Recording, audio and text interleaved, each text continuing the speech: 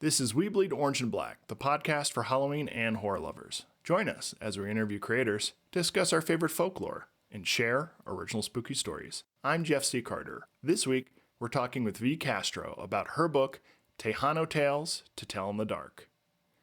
V. Castro...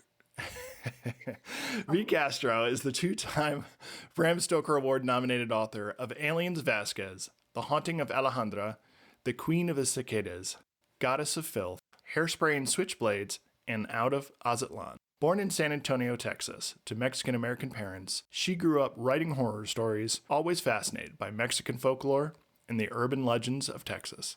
Castro now resides in the United Kingdom, writing and traveling with her children. V, welcome to the show. I interjected. I was like, yeah, hey. I get excited coming on these things because it's like, writing is so solitary. So whenever you do podcasts, it's almost like having a chat with other writers in between the cons. That's one of the reasons why I do the podcast, is just so I can communicate with writers and relate to people from my bunker. Icebreaker question. Yes. Jenny Greenteeth or La Llorona? I mean, because I wrote The Haunting of Alejandra and I've written a story in Tejano Tales to Tell in the Dark, it has to be La Llorona. Like, it just has to be. When you got to the UK, where you were like, uh-oh, they've got one over here. Every culture, it's like, a lot of cultures have these like big flood stories. Everyone has like a weeping woman. Mm-hmm. Everybody has like some sort of succubus. And it makes me think maybe these things really do exist, because why would every single culture across time and distance all kind of have the same ideas, from way back when? So I don't know. I do a presentation on boogeymen. I break it down by archetype, and I have one called the Weeping Woman archetype. And obviously it starts off at the La Llorona, and then it goes from country to country. The Inuit up in the Arctic Circle have their own version, La Llorona or Jenny Greenteeth. It's everywhere. Yeah. And if you go to Italy, where they get all their water from wells, every well has a hag inside that's going to pull children down. So your bio already covered where you grew up, what your influences were, and when you started writing. So I'm going to skip forward to the next general getting to know you question. Can you tell us about the first project that took off for you? I would probably have to say it would be Hairspray and Switchblade. So as a standalone project. So that was with Unnerving in kind of their VHS series. And then after that, and which is still going really, really strong, is Goddess of Filth. So I self-published my first ever book, which actually ironically comes out next year with Titan. But, it was like an intro to the community, my first book. Obviously, Goddess of Filth got the Bram Stoker nominated for Best Novella. And in the same year, The Queen of Cicadas got starred reviews from all 4 trades. And it was also nominated for a Bram Stoker Award for Best Novel. And that all happened at like kind of once. After just kind of grinding and wanting to give up and not sure what any of it would mean or go. So you and I had a previous conversation on a panel about writing novelizations. Mm-hmm. How'd you get started with that? That seems like such an interesting parallel track. That was just, again, making those connections the longer I was in the industry, chatting to people, talking about what I would love to do to people who are in the business, and then just making connections, saying, hey, I know this editor, I know that person, or recommending me, because a lot of times people will recommend, like someone will say, hey, do you have any ideas? And so I was really lucky in that way. And again, that was just from me consistently doing the work with stories, whether it was having short stories and anthologies, doing my own stuff, and also being active on social media. For Tejano Tales to Tell in the Dark, what's the spoiler policy? Some of these are shorter stories, and a lot of them have twist endings. I don't mind, whatever. Okay. V, can you read the back of the book copy for Tejano Tales to Tell in the Dark for us? Absolutely. There is a rich Tejano folklore that runs through the heart of Texas. Tales often shared by teens involving La Lechuza and La Llorona, werewolves and chupacabra, even giant armadillos. There's so much more, so many fun and often sinister twists. when sisters go looking for a legend in Caddo Lake State Park, or a group of friends park their car on the local train tracks chasing ghosts. They soon discover there's more to this story than what has been passed down. Who is the hot dog man? Can a carnival game grant wishes or predict devastation? Should you eat the catfish in Medina Lake? Oh, find out in V. Castro's story collection, Tejano Tales to Tell in the Dark. I'm going to go straight to number one with a bullet. Hot Dog Man. What's that about? I mean, I read the story, but it left me with more questions than answers, perhaps. Okay, so I have 3 children. One, he's literally a man. He's, 19. He's at university. And then the other 2 are younger. So last summer, I took them to this like weird place called Hailing Island, where there's like a fun fair. And right where you get food, there's this giant 6-something foot hot dog. And it's like eating a hot dog. And it's got like dripping mustard. And it's just, the eyes are maniacal. It was the scariest thing. It was so frightening and horrid on so many levels. And I was like, my God, that's a story there. Whenever I see some kind of food mascot that's eating a smaller version of that same food, it's very strange. Like with the hot dog man, he's an anthropomorphic hot dog, but sometimes you'll see a pig eating bacon or like other weird cannibalistic or exactly autophagic things. It's very disturbing. Because I feel like the people that make the signs don't really think through what they're presenting. It's a bit statue. Like it made me think this thing could come alive. It's an idol. Yeah. One of my favorite stories is the one that opens the collection, The River's Edge. I thought the way you found your way into the story by jumping right in with the issue of divorce was really interesting. It was a hook. It was impactful. But because Tejano Tales to Tell in the Dark is a book for younger readers, it planted a flag that this is a very modern collection with modern sensibilities. We're going to talk about real things that kids deal with. Yeah. Well, I'm divorced, and, there's always that thought in the back of your head, if you meet someone that has other kids, what it would be like to have a blended family, or how do you kind of navigate bringing someone new into their life, and how do you kind of have something that's amicable and something that is okay for everyone, even though it's not an ideal situation. And that need for comfort, that need for stability. And as you see in the story, even ghosts need stability and want love. And I wanted to do like a twist on it. Obviously, I'm not going to show La Llorona the way I did in The Haunting of Alejandra because it's too mature. So I showed it in a different way, kind of a longing for love as opposed to harm. It's a creepy story. It got me. It was very impressive. I feel like this collection could have been a nostalgic throwback to some of the great spooky kid stories we read growing up, but you intentionally added things like TikTok and YouTube and divorce and things like that. Do you feel like that would make it more palatable to young readers? Yes. I thought of my kids, my son could definitely read this, and I wanted it to be relatable. And also what I always tell writers when people say, oh, what's your advice? And I'm say, find your own voice, write what you want to write, how you want to write it. And even though I love scary stories to tell in the dark, I wanted this to be a modern short story collection, just like a lot of my other collections are, they talk about things that are actually happening. So at StokerCon, I read, because of everything that's happening, a story called Nightmares and Ice. And I wrote it years ago. But I think that as a modern storyteller, and certainly as a Latina from immigrant family, I want to write about it, and I want people to relate to it. And also my own readership, they'll pick it up because they like my stories, they like the books, they're fans. And so it's something that they know that they'll get a V. Castro book without the the spicy bits. Without the spice.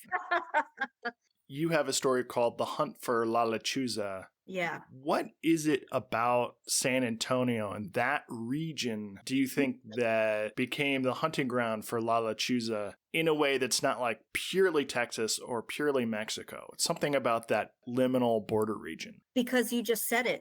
It's a liminal border region. I mean, you go back, all of the Americas were just a landmass that indigenous people could wander up and down. Like there were no borders. And then as the United States became more developed and you have conflict, Mexico, and you have conflict with the United States expanding, and you have people wanting to build railroads and all of these things and war and revolution. It's kind of like, well, when you are Mexican American, where do you fit in? What are you considered? And especially now, people are actually questioning that because it's like, holy shit, yeah, I have a passport, but are they going to still try to, detain me, deport me, rip my family apart?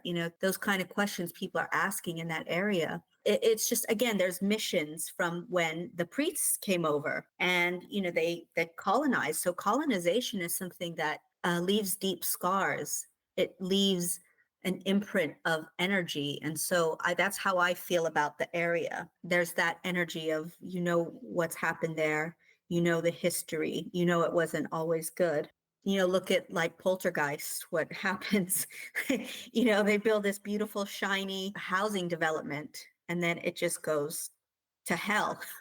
Literally, they, remove the headstones and the energy's still there. I wonder if there's something about the fact that La Lechuza is half animal, Mm-hmm. half human. Mm-hmm. Yeah, I think La Lechuza is fascinating. Yeah, and I use La Lechuza. I mentioned that story in Mestiza Blood. So the story Nightmares on Ice is in my short story collection called Mestiza Blood. And in that one, La Lechuza, the protagonist is homeless and she's in her car and she has her infant, and La Lechuza like lands on the hood of her car. She's sleeping in her car in a parking lot and tempts her with these gold coins that she coughs up. But yeah, she even is going to go for a woman whose whole family's been detained by ICE. She can't go back to her home. All their assets have been frozen. She doesn't know what she's going to do. And she's got this infant who's starving and she's starving. I wanted to use La Lechuza in that way, but also like in this one, because it's for younger readers, it to not be still scary and a malevolent energy, Mm-hmm. but not to the level that I've written about it in other stories. Another favorite of mine in the collection, the chupacabras. Oh, yes. When I moved to Los Angeles many years ago, I was so fascinated to see the steady march north of the chupacabras. It was weird watching like an urban legend develop in real time. And it seemed to me like as Spanish-speaking people moved into different parts of the country, they brought with them this idea of chupacabras because no one was reporting chupacabras until Spanish-speaking people got there. Mm-hmm. The fact that it was like the newest kid on the block in terms of monsters just really fired my imagination. Like I was rooting for the chupacabra. What was your experience growing up with the chupacabras and seeing them work their way into mainstream culture or pop culture? Yeah, I mean, again, it's just one of these things where you're like, oh, finally, our stories are getting out there. They're getting told, because you know about the Jersey Devil and all these other kind of cryptids. But to hear about the chupacabra and to have this greater awareness of our culture, I like that. I just like, everybody's kind of like, man, we love Chipotle, even though it's not like proper Mexican food. It's still like, yeah, we got some good flavors. Everybody likes tacos. Everybody loves Taco Tuesday. Mm-hmm. But it's kind of like the more we know about each other, the more we share our stories, the more we realize how human we are, it's less likely you're going to dehumanize us. It's less likely you're going to have an intolerance.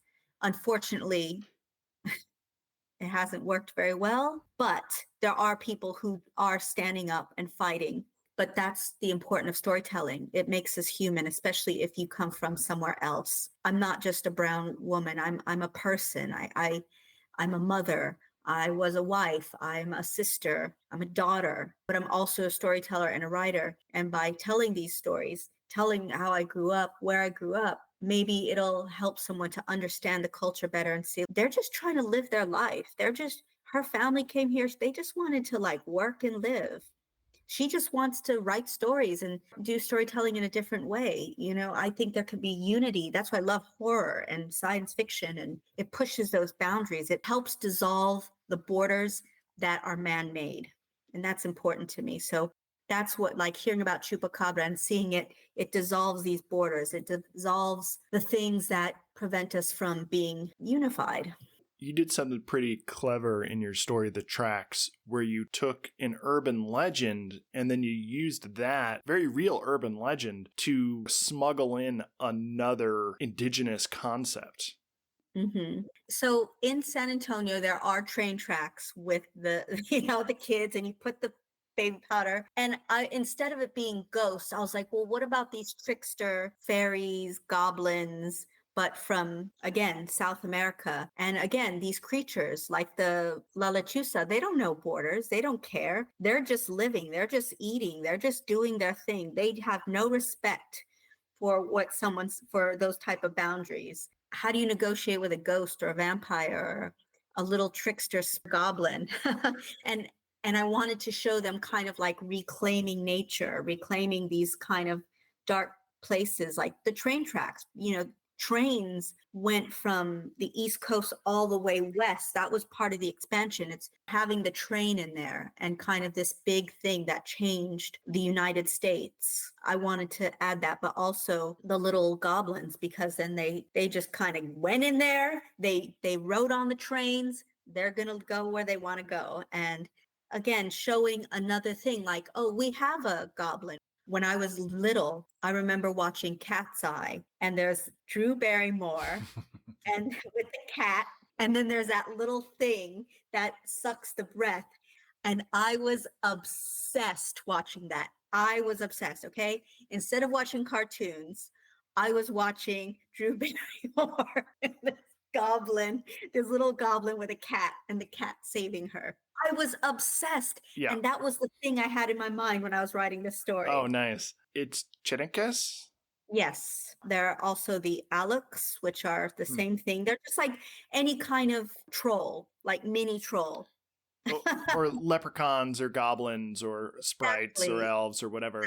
I thought it was interesting how you described the train tracks as like this really overgrown, dark, forbidding place, because one might associate train tracks with like a wide open plain that's been clear cut. It has iron rails going through it. Like there's nothing more modern and mechanized, but that was a long time ago. And trains are sort of part of our infrastructure now, but not as many people ride trains. And so they are kind of like cluttered and overgrown and creepy. To reclaim that as like a kind of haunted space. Yeah. It was really interesting. Exactly. Is there any story that has some fun kernel that you feel is unique to this collection? So Sacred Waters is my nod to the Native American tribes in that area and the indigenous populations of Texas and their beliefs and how before anyone else they were there. And there are still holy sites. There's still places that hold a special place in their mythology. Yeah, I just hope that people will pick up the book in general. So that's just my goal. That's my hope. I think it is an awesome idea, and there's so much mythology and folklore that you tap into. I already immersed myself in that, so I was like, oh, she's doing this and this, but there was some new stuff in there to me as well. The last story I want to end on is Pancho Claus versus Krampus. Tell us about Pancho Claus, because I am a sucker for any story with Santa or any Santa adjacent character in it. Yeah, well, Pancho Claus is a South Texas Latino version of Santa, and he was basically kind of born from charity and helping those who didn't have anything for Christmas. And so he was a charitable figure, was always special growing up. And I mean, we were really poor, and there were Christmases where I didn't have anything. And so I wanted to bring this character to life and to share him. And I wrote a children's book and had it on sub, but no one would publish it. No one would take it. So I'm hoping maybe at some point the time will be right and a publisher will take it. 3 cheers for Pancho Claus. Thank you. I love that character. I love the way that he handled the South and St. Nicholas handled the North. I really am such a soft touch when it comes to that stuff. Like, I cannot get enough. Yeah, the kid's story it's so special to me. It's like so dear to my heart. I do hope it gets out there. But yeah, I had to put this story. It's a reprint, but I was like, I knew that this age group could handle that story. And Krampus is such a fun character as well. And I'm here in Europe. And I love the movie. I love watching it at Christmas. It's like Die Hard and Krampus are Christmas films. Absolutely. I just thought it would be like a fun little way to end it. It absolutely was. What can you tell us about the cover art? Cemetery Gates had it done, and it is Annabelle Santos. I love it. I think it's beautiful. I think it really ties in well with the river's edge and also the dark, the moon, the color, the theme of the book. It really captures it. Yeah, I love it. So I'm always like, I'll definitely be at AuthorCon in Feb, and we'll have loads of those to sell. Do you have a Halloween or Dia de los Muertos treat? Something that you can recommend that always puts you in the mood for that holiday? Well, my office is full of like dead stuff. I see your office. It looks like you're in perpetual fall. Yeah, that's right. Honestly, I mean, I just bought at TK Maxx literally like a week ago some ghost tea towels for my kitchen, and they're beautiful. I mean, I'm just starting already. I don't know if I ever get out of the mood. So let's just put it that way. I'm never out of the mood. You know? So in the UK, I doubt they really see July 4th as much of a speed bump to spooky season, but also they don't really celebrate Halloween in a big way in England. They are getting more and more. Like I said, I was just in TK Maxx and they've already started the Halloween, and I'm like, oh my God. So I was super excited, had to hold back, like, come on, B. Not yet, not yet, not yet. I have so much already. I have like a whole box of Halloween stuff. And I'll be doing a Halloween event, a few actually. My October is packed. So on Halloween night, I'll be in conversation with like Keith Rawson. So that should be really fun. But yeah, I'm always in the mood for Halloween. And they are starting to now slowly, like all the grocery stores, they're starting to really get into it. And trick-or-treating is getting slightly bigger, but yeah, definitely it's becoming more commercial. It's not as like where you get all the movies and this and that like they do in the US, but it's picking up.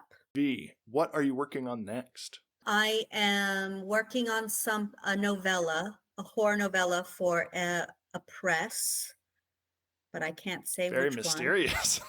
A novella, yes, with people we know that are cool. And then I'm finishing up a horror novel. I'm like 34,000 words in. I just need to get my ass in gear. And then I'm switching gears completely and trying to finish this romance novel. Romantasy or just No, straight. All right. Straight romance, might be super paranormal romance, but straight. I want it, and it's set in the UK. I want like to do a kind of crossover novel and what I call kind of my grocery store book, where you can it's clean enough that the grocery stores will stock it.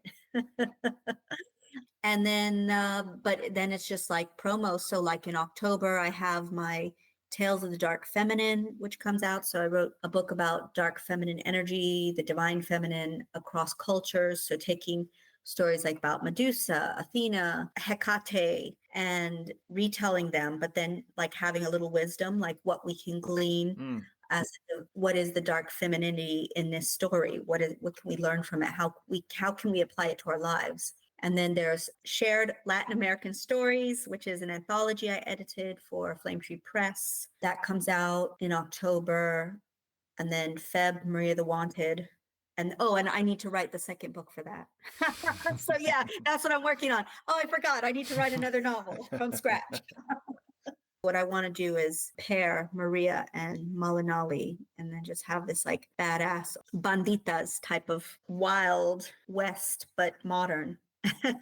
And demons, lots of demons. So I've been reading a lot about the 72 demons of the Ars Goetia and the Lesser Key of Solomon, and kind of researching demons and how they've been summoned and the different ones that reside in like President Malthus and all these other. It's always so disappointing. You're like, oh, it's an owl in a vest and he teaches you about astronomy? Like, I don't know if I want to sell my soul for that.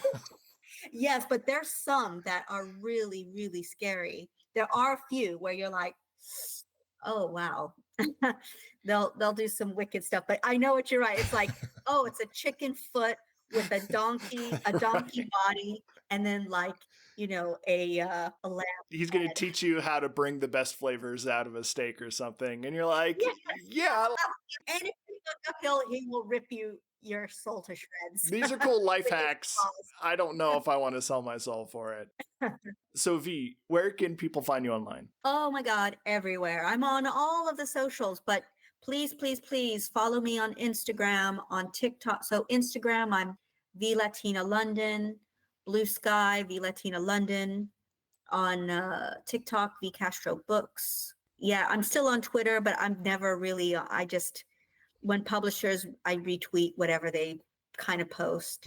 Threads, V Latina London. So follow me on all the socials. Will do. Well, V, thank you for coming on. Thank you for sharing these Tejano tales with us. Yes, thank you for reading and thank you for getting the word out there. You know, it's always tough with smaller presses and slimmer books. So I really, really appreciate this. Thank you so much. It was so up my alley. When I saw you talking about the book, I was like, we're going to talk about it. Oh, thank you. I can't wait to talk to you again soon. All right. Thank you. Bye, guys. Thanks for listening. Please subscribe and follow. We're now on YouTube. Links are in the show notes. You can find me at jeffccarter.com and hit the link to pick up my collection, We Bleed Orange and Black, 31 fun-sized tales for Halloween.